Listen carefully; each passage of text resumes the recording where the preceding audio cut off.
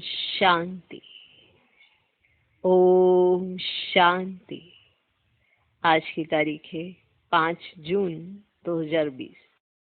साकार महावाक्य। बाबा कहते, मीठे बच्चे, तुम्हें अभी ज्ञान की दृष्टि मिली है।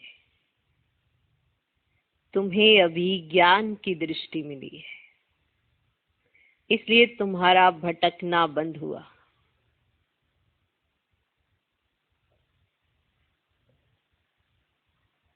दृष्टि, हर एक के पास नैन है, नैन में रोशनी है, तो वो इस सृष्टि को देख सकता है। अब हमें मिली ज्ञान की दृष्टि। इन नैनों के द्वारा ज्ञान को समझने के आधार पर अब जब सृष्टि को देखते हैं, तब हमारी भटकन दूर हो चुकी है। वरना इन्हीं नैनों से कभी इधर कभी उधर भटकते थे। आत्मा की भटकन दूर नहीं हुई थी, क्योंकि उसके पास ज्ञान नहीं था। तो अभी ज्ञान की दृष्टि मिली है, तो जहां भी देखते हैं ज्ञान की दृष्टि से देखते हैं, तो भटकते नहीं हैं। क्योंकि ज्ञान मिला, समझ मिली, उसी समझ के आधार पर आप जीवन जी रहे हैं, इसलिए भटकन दूर हुई। बुद्धि भटकना बंद हो गई, क्योंकि बुद्धि को ज्ञान मिला, समझ मिली। तो जब समझ मिल जाती है तो भटकन दूर हो जाती है। तो भगवान आते हैं, ज्ञान की दृष्टि देते हैं। हमें ज्ञान की समझ पहले नहीं थी। जब बाबा आए, फिर बाबा ने वो ज्ञान दिया, वो समझ दी, जिससे हमारी भटकन दूर हो गई। अब हम शांति धाम, सुख धाम को याद कर सकते हैं। अब हमें मालूम है कि परमात्मा कहाँ रहता है, हम आत्माएं कहाँ से आती हैं, यहाँ कैसे पाठ बजाती हैं, फिर क्या करती हैं, इसका आदि, इसका अंत और इसका मध्य क्या है, और ये वर्ल्ड ड्रामा कितने वर्षों का है, ये सब पता है। तो भटकन दूर। जब समझ मिली, भटकन दूर हो गई। अज्ञानवश भटकते थे, नहीं पता था। जो जैसा कहता था वैसे करने की कोशिश करते थे कि जो वो भटकन है ना, वो दूर हो जाए, पर वो दूर नहीं होती थी और भटक जाते थे, क्योंकि ज्ञान की दृष्टि नहीं थी। तो बाबा ने हमें ज्ञान की दृष्टि दी, हमारी भटकन दूर हो गई। ऐसा वंडरफुल जीवन मिला है, जिसमें हमें मालूम है कि बाप कौन है, हम कौन हैं, हम यहाँ क्या करने आए हैं, अभी कहाँ जाना है। तो तुम शांति धाम और सुख धाम को याद करते हो। बाबा कहते, मीठे बच्चे, तुम्हें अभी ज्ञान की दृष्टि मिली है, इसलिए तुम्हारा भटकना बंद हुआ। माना हमारा भटकना बंद ज्ञान की दृष्टि से हुआ। तुम शांति धाम और सुख धाम को याद करते हो। मालूम है मंजिल कहाँ है, तो मंजिल की तरफ देखकर चलने में सहजता होती है। आज का प्रश्न, देवताओं में कौन सी ताकत है और वह ताकत किस विशेषता के कारण है? देवताओं में कौन सी ताकत है और वह ताकत किस विशेषता के कारण है? माना देवताओं में एक ताकत है और वह ताकत किस विशेषता के कारण है? उत्तर, देवताओं में सारे विश्व पर राज्य करने की ताकत है। देवताओं में सारे विश्व पर राज्य करने की ताकत है। वह ताकत विशेष एक मत की विशेषता के कारण है। माना देवताएं जो विश्व पर राज्य कर सकते हैं, उस विशेषता, माना कौन सी विशेषता के कारण वो सारे विश्व पर राज्य कर सकते हैं, वह ताकत विशेष एक मत की विशेषता के कारण है। एक मत की विशेषता के कारण है। वहां एक मत होने के कारण वजीर आदि रखने की दरकार नहीं। वहां एक मत होने के कारण वजीर आदि रखने की दरकार नहीं। माना वहां वजीर, माना वकील रखने की जरूरत नहीं पड़ती। माना किसी और से राय लेने की जरूरत नहीं पड़ती। कहाँ? सत्युग में। वहां एक मत होने के कारण वजीर आदि रखने की दरकार नहीं। देवताओं ने संगम पर बाप से ऐसी श्रीमत ली हुई है जो 21 जन्म राज्य करते हैं। देवताओं ने संगम पर बाप से ऐसी श्रीमत ली हुई है जो 21 जन्म राज्य करते हैं। वहां एक राजा की एक दैवी फैमिली होती, वहां एक राजा की एक दैवी फैमिली होती, दूसरी मत होती ही नहीं। हाँ, झगड़ा कब होता है? जब दूसरी मतें होती हैं। एक मत जब हो जाते हैं तो झगड़ा खत्म हो जाता है। जहां दूसरी मत हुई, झगड़ा शुरू। वहां एक राजा की एक दैवी फैमिली होती, दूसरी मत होती ही नहीं।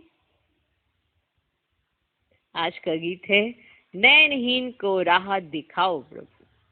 और कौन से नैन नहीं है, कौन से नैन चाहते हैं, ये भी मनुष्य को पता नहीं है कि मुझे कौन से नैन चाहिए। ओम शांति। बच्चों को नैन मिले हैं, पहले नैन नहीं थे।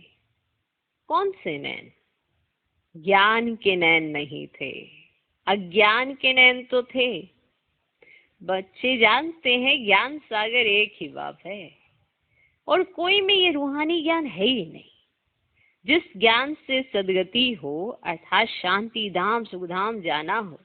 अभी तुम बच्चों को दृष्टि मिली है, कैसे सुखधाम बदल कर फिर माया का राज्य व दुखधाम बनता है। पुकारने लगते हैं कि नैनहीन को राह बताओ। भक्ति मार्ग के यज्ञ दान पुण्य आदि से कोई राह नहीं मिलती है। शांति धाम सुख धाम जाने की हर एक को अपना पाठ बजाना ही है। बाप कहते हैं मुझे भी पाठ मिला हुआ है। भक्ति मार्ग में पुकारते हैं मुक्ति जीवन मुक्ति की राह बताओ। उसके लिए फिर यज्ञ तप दान पुण्य आदि करते हैं, कितना भटकते हैं। शांति धाम सुख धाम में भटकना होता ही नहीं, ये भी तुम जानते हो। वो तो सिर्फ शास्त्रों की पढ़ाई और जिस्मानी पढ़ाई को ही जानते हैं। इस रूहानी बाप को तो बिल्कुल जानते ही नहीं। रूहानी बाप ज्ञान तब आकर देते हैं जबकि सर्व की सदगति होती है। पुरानी दुनिया बदलनी होती है, मनुष्य से देवता बनते हैं, फिर सारी सृष्टि पर एक ही राज्य होता है देवी देवताओं का, जिसको ही स्वर्ग कहते हैं। ये भी भारतवासी जानते हैं, आदि सनातन देवी देवता धर्म भारत में ही था। उस समय और कोई धर्म ही नहीं था। तुम बच्चों के लिए अभी है संगम युग, बाकी सब हैं कलयुग में। तुम पुरुषोत्तम संगम युग पर बैठे हो। जो जो बाप को याद करते हैं, बाप की श्रीमत पर चलते हैं, वह संगम युग पर है। जो जो बाप को याद करते हैं, बाप की श्रीमत पर चलते हैं, वो संगम युग पर है। बाकी कलयुग में है। अभी कोई सॉवरेंटी किंगडम तो है नहीं, अनेक मतों से राज्य चलता है। और सत्युग में तो एक महाराजा की मत चलती है। वहां तर्क वितर्क नहीं होते हैं, नहीं होते हैं। एक मत मिली, उसको अप्लाई करने के लिए सब हाजिर, सेकंड थॉट ही नहीं, दूसरा संकल्प भी उत्पन्न नहीं होता। और बाबा चाहते हैं कि यहाँ भी सब जब श्रीमत पर चलेंगे संगम युग पर, तभी तो वो सत्युग में जाने के लायक बनेंगे। तो जिसे श्रीमत पर चलना आ गया वही सत्युग में जाएगा, क्योंकि वहां पे एक मत होती है, एक महाराजा की मत पर सब चलते हैं। वजीर नहीं होते, कहाँ? सत्युग में वजीर नहीं होते। इतनी ताकत रहती है, वजीर की जरूरत ही क्या? जब उन्हें अपने संकल्पों में कोई डाउट ही नहीं, तो वजीर की जरूरत ही क्या? वकील कब किया जाता है? जब नहीं मालूम, कोई नॉलेज नहीं होती है, तो वकील करते हैं, वजीर करते हैं। दूसरे से मत कब लेते हैं? जब अपनी मतों की माना इतनी, जैसे कहते हैं ना, काबिलियत हम मने में महसूस नहीं करते हैं कि अरे नहीं हमें समझ नहीं आ रहा, तो फिर दूसरे से मत लेने जाते हैं। यहाँ पैसे दे के मत ली जाती है वकीलों से, है ना, राय ली जाती है ना, तो वजीर रखे जाते हैं। तो जब राजाओं में ताकत कम होती जाती है, धीरे धीरे कम होती जाती है, फिर वो वजीर रखते हैं। तो सत्युग में इतनी ताकत है कि वजीर की वहां जरूरत ही नहीं, उनकी बुद्धि अपने आप में इतनी सक्षम है, तो वजीर नहीं होते, इतनी ताकत रहती है। फिर जब पतित बनते हैं तो वजीर आदि रखते हैं, क्योंकि वे ताकत नहीं रहती। जब पवित्र है तो वजीर नहीं, जब पतित बनते हैं ताकत कम हो गई है तो वजीर की जरूरत होती है, फिर वजीर रखे जाते हैं। अभी तो है ही प्रजा का राज्य। सत्युग में एक मत होने से ताकत रहती है, एक मत ताकत देती है। और अभी संगम पर हमको ये संस्कार पक्का करना है कि हमें चलना है श्रीमत पर। जैसे बाबा कहें हम वो करेंगे तो ये ऐसा बनेंगे, तो हम में ताकत आएगी। अगर श्रीमत पर नहीं चले तो भी ताकत नहीं आएगी। अपनी मत चलाते रहेंगे, मन मत पर चलेंगे तो भी ताकत नहीं आएगी। तो सत्युग में रहकर एक मत होती है क्योंकि ताकत होती है, पवित्र होते हैं। तो अभी हम पवित्रता अपना रहे हैं तो हमें श्रीमत पर चलना चाहिए, तो हमें ताकत आएगी, तो सत्युग में जाएंगे। ओके, तो सत्युग में एक मत होने से ताकत रहती है। अभी तुम वे ताकत ले रहे हो, 21 जन्म इंडिपेंडेंट राजशाही करते हो, इंडिपेंडेंट।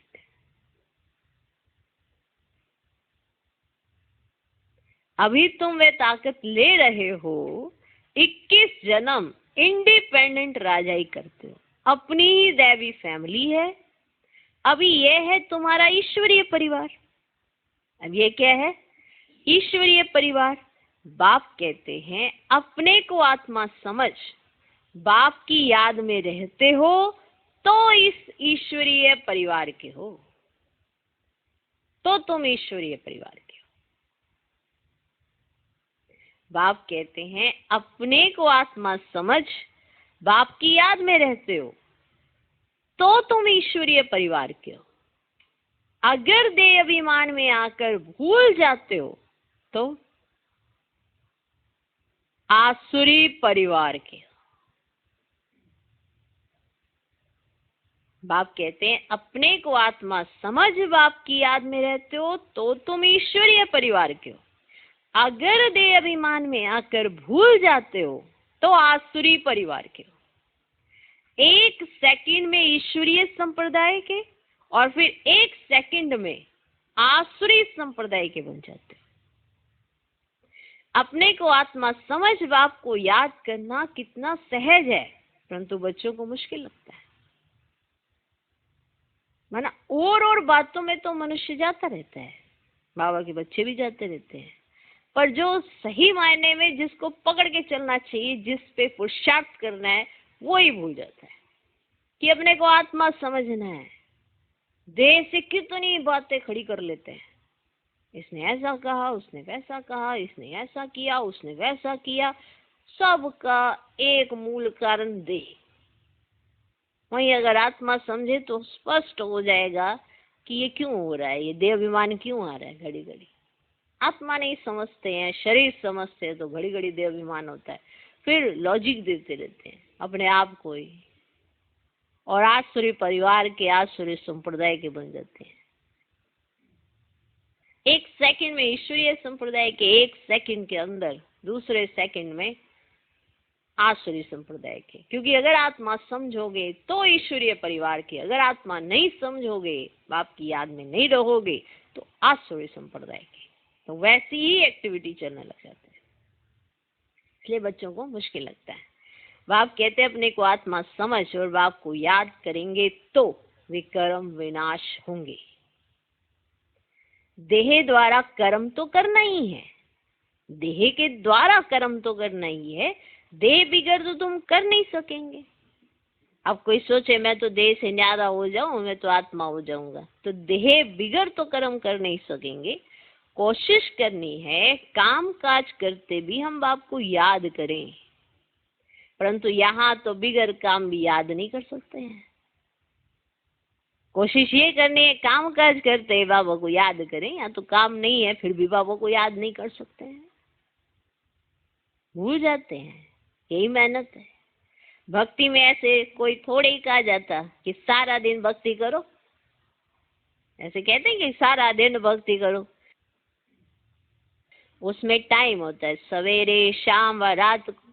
फिर मंत्र आदि जो मिलते हैं वे बुद्धि में रहते हैं। अनेक अनेक शास्त्र हैं, वे भक्ति मार्ग में पढ़ते हैं। तुमको तो कोई पुस्तक आदि नहीं पढ़ना है, ना बनाना है। ये मुरली छपाते भी हैं रिफ्रेश होने के लिए, बाकी कोई भी किताब आदि नहीं रहेगी, ये सब खत्म हो जानी है। ज्ञान तो है ही एक बाप में। अभी देखो, ज्ञान विज्ञान भवन नाम रखा है, जैसे कि वहाँ योग और ज्ञान सिखाया जाता है। बिगड़ अर्थ ऐसे ऐसे नाम रख देते हैं, कुछ भी पता नहीं है कि ज्ञान क्या है, विज्ञान क्या है। अभी तुम ज्ञान और विज्ञान को जानते हो। योग से होती है हेल्थ, जिसको विज्ञान कहा जाता है, और यह है ज्ञान, जिसमें वर्ल्ड की हिस्ट्री ज्योग्राफी समझाई जाती है।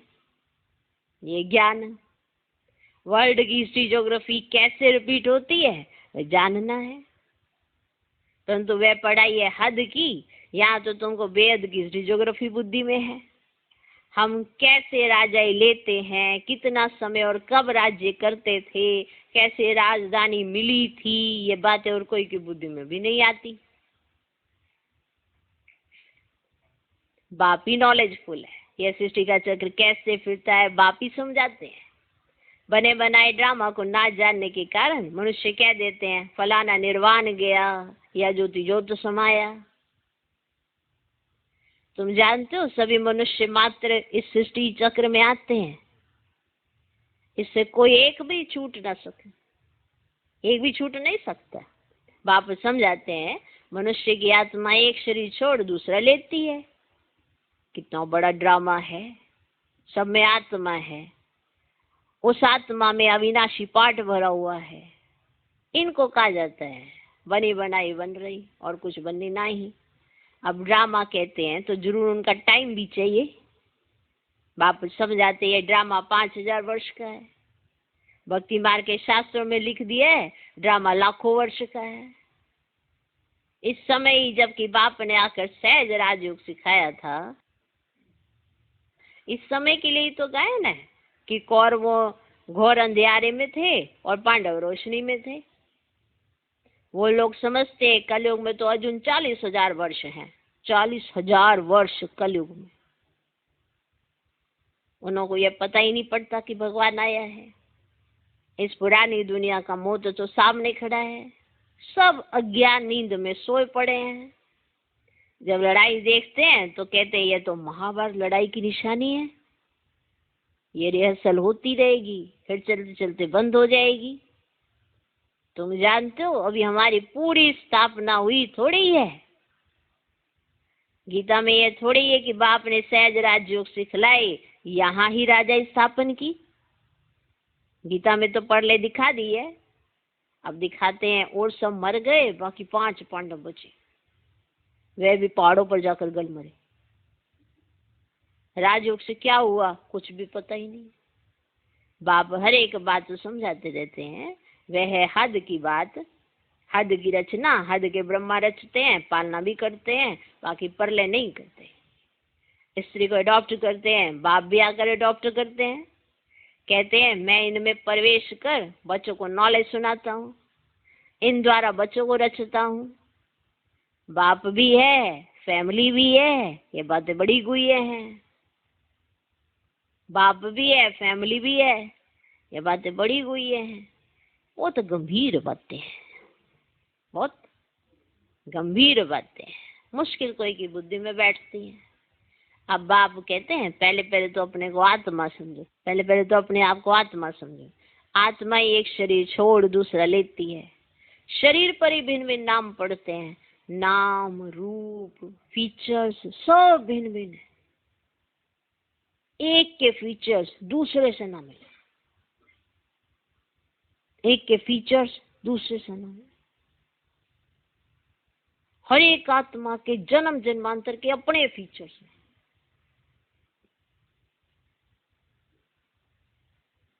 अपनी एक्ट ड्रामा में नूंदी हुई है, इसलिए इनको बना बनाया ड्रामा कहा जाता है। अभी बेअद का बाप कहते हैं मुझे याद करो तो विक्रम विनाश हो, मुझे याद करो तो विक्रम विनाश हो। तो हम क्यों ना बाप को याद करें, यही मेहनत की बात है। तुम बच्चे जब याद की यात्रा में बैठते हो तो माया के तूफान आते हैं, युद्ध चलता है, उससे घबराना नहीं है। माया घड़ी घड़ी याद को तोड़ेगी, संकल्प विकल्प ऐसे ऐसे आएंगे जो एकदम माथा खराब कर देंगे। तो मेहनत करो। बाप ने समझा है इन लक्ष्मी नारायण की कर्मेंद्रियां वश कैसे हुई। ये संपूर्ण निर्विकारी थे। ये शिक्षा इन्हों को कहाँ से मिली। अभी तुम बच्चों को यह बनने की शिक्षा मिल रही है, इनमें कोई विकार नहीं होता। वहां रावण राज्य ही नहीं, पीछे रावण राज्य होता है। रावण क्या चीज है ये कोई भी नहीं जानते। ड्रामा अनुसार यह भी ढूंढते हैं। ड्रामा के आदि मध्य अंत कोई नहीं जानते, इसीलिए तो नीति नीति करते आए हैं। अभी तुम स्वर्गवासी बनने के लिए पुरुषार्थ कर रहे हो। अभी तुमको स्वर्गवासी बनने के लिए पुरुषार्थ करो। ये लक्ष्मी स्वर्ग के मालिक है ना, इन्हों के आगे माथा टेकने वाले तमो प्रधान कनिष्ठ पुरुष है। बाप कहते पहले पहले तो एक बात पक्की कर लो, अपने को आत्मा समझ बाप को याद करो, पक्की कर लो। इसमें ही मेहनत है।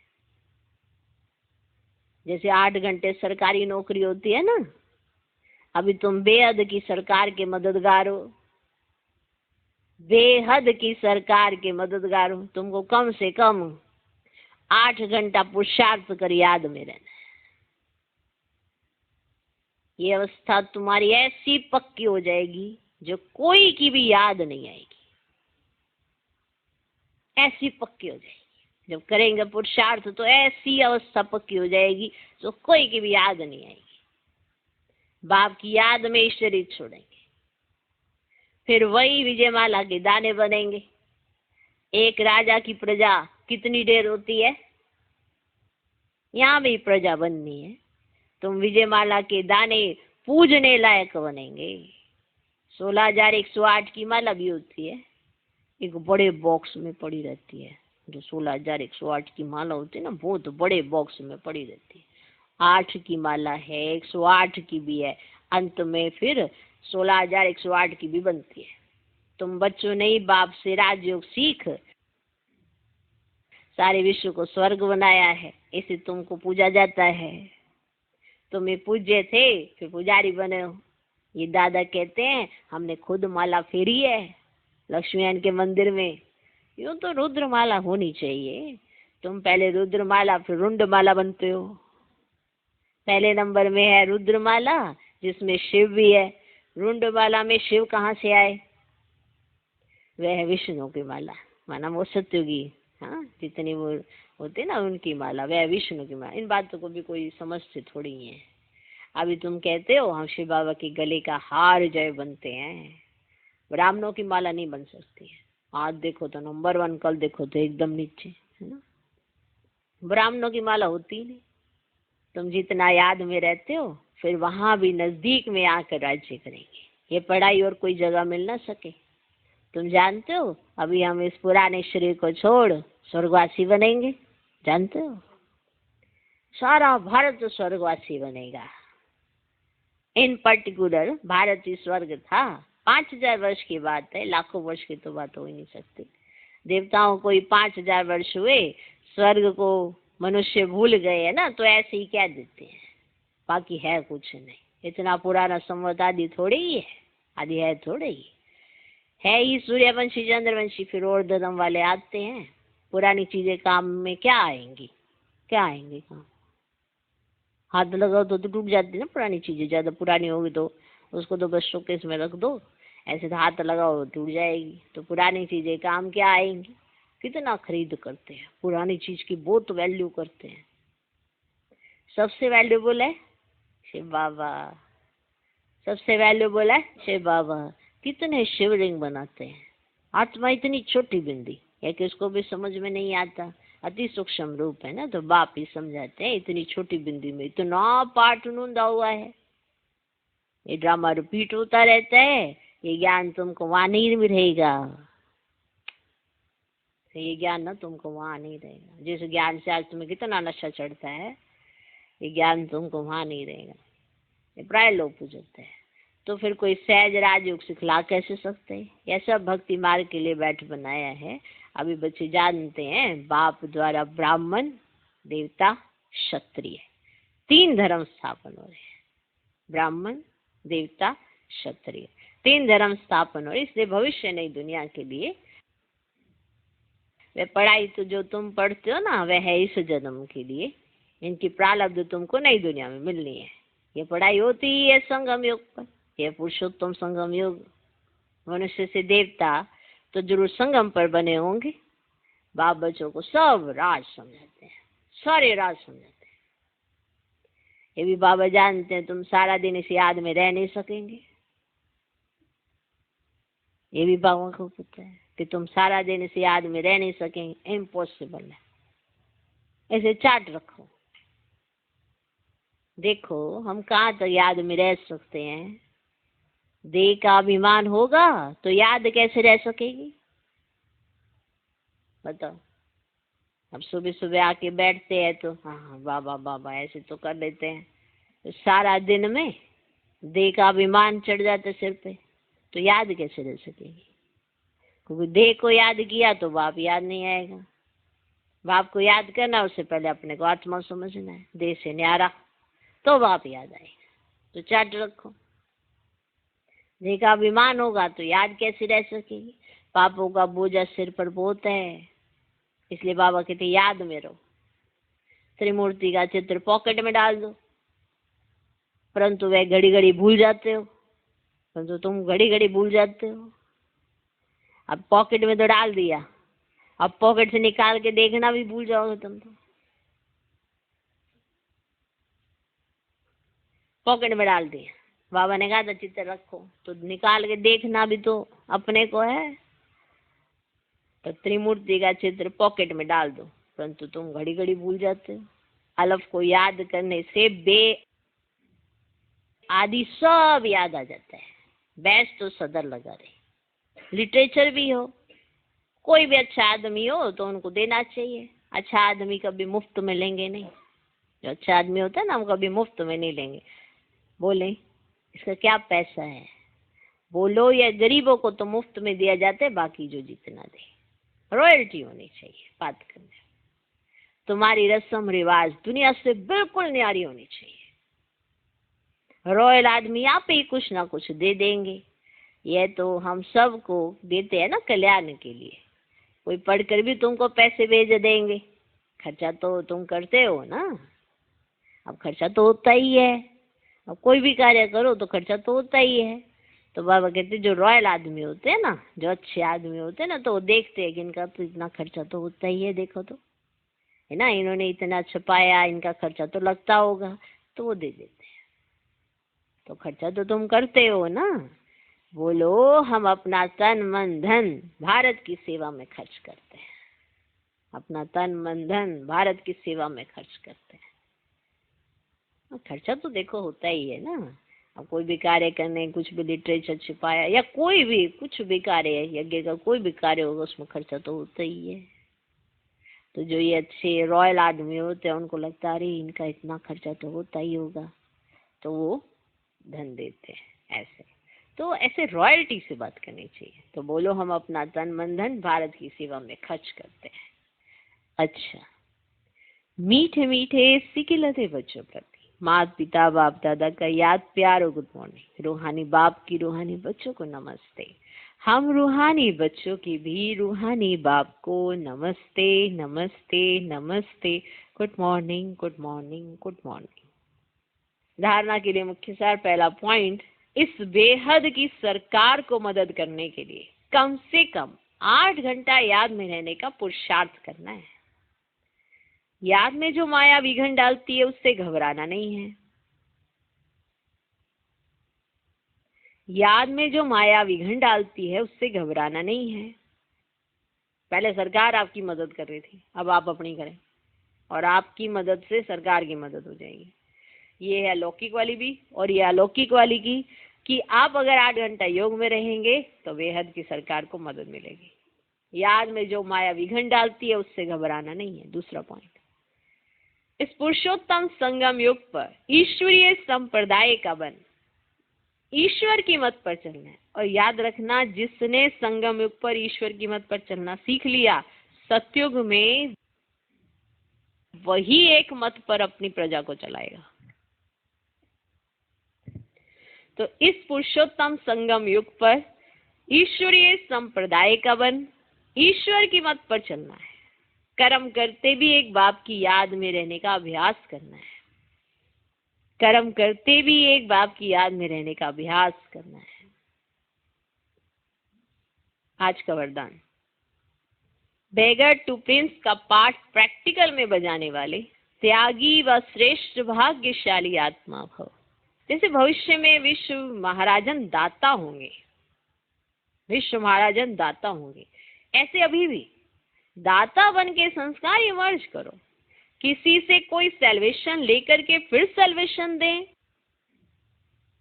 ऐसा संकल्प में भी ना हो कि किसी से लिया उधारी फिर दूसरे को दिया। ऐसे नहीं, किसी से सेल्वेशन लेकर फिर सेल्वेशन दे, ऐसा संकल्प में भी ना हो। इसे ही कहा जाता है बेगर टू प्रिंस। स्वयं लेने की इच्छा वाले नहीं,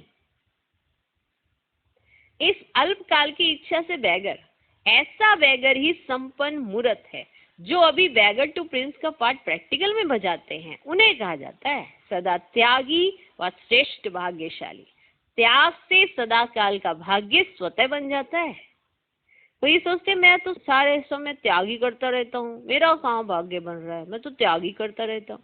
वो सदा काल का भाग्य बनता है, एक समय का नहीं, सदा काल का भाग्य जमा होता जाता है, जमा होता जाता है, जमा होता जाता है। आज का स्लोगन, सदा हर्षित रहने के लिए साक्षीपन की सीट पर दृष्टा बनकर हर खेल देखो। सदा हर्षित रहने के लिए साक्षीपन की सीट पर दृष्टा बनकर हर खेल देखो। ओम शांति।